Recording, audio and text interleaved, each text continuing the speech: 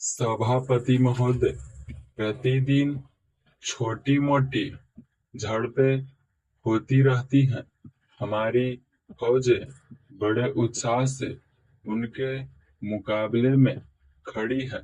उनके हौसले बहुत ऊंचे हैं, लेकिन हमारी सरकार का भी यह कर्तव्य है कि उनके हौसले को कभी गिरने न दे। उन्हें हर तरह की सुविधा प्रदान की जाए, जिससे उनका आत्मविश्वास बढ़े। मैं मंत्री महोदय से अनुरोध करूंगा कि सरकार अपनी नीतियों के प्रचार का काम ठीक प्रकार से अपनी फौजों से करे। उनको अच्छे अच्छे हथियार दे। अनुसूचित जातियों और आदिवासी जातियों के आयुक्त ने जो अपना प्रतिवेदन प्रस्तुत किया है, उस प्रतिवेदन को देखने से ऐसा यह प्रतीत होता है कि इसको तैयार करने में उन्होंने बहुत परिश्रम से कार्य किया है। इसके लिए मैं उनको और उनके सहयोगियों को धन्यवाद देता हूं। परंतु साथ ही साथ इस प्रतिवेदन के संबंध में कुछ आवश्यक निवेदन भी करना चाहता हूं।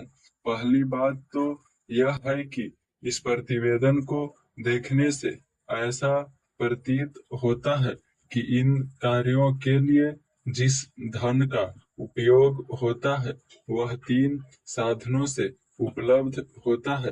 केंद्र सरकार द्वारा, राज्य सरकारों द्वारा और कुछ गैर सरकारी संस्थाओं द्वारा।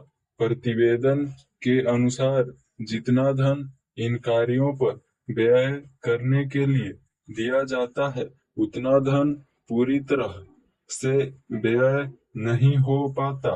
मैं यह नहीं कह सकता कि आवश्यकता से अधिक धन दिया जाता है या कार्यकर्ताओं को वह धन प्राप्त ही नहीं होता, जिसके कारण से वह बिना खर्च हुए बच जाता है।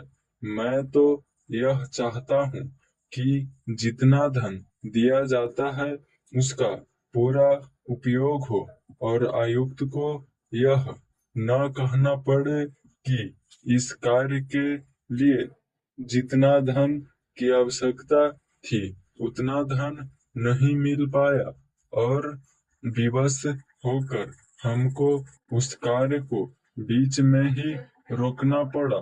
जहां तक राज्य सरकारों का संबंध है, बहुत सी सरकारें अभी तक इस कार्य में असावधानी से काम ले रही है और इस कार्य को उपेक्षा की दृष्टि से देखती है।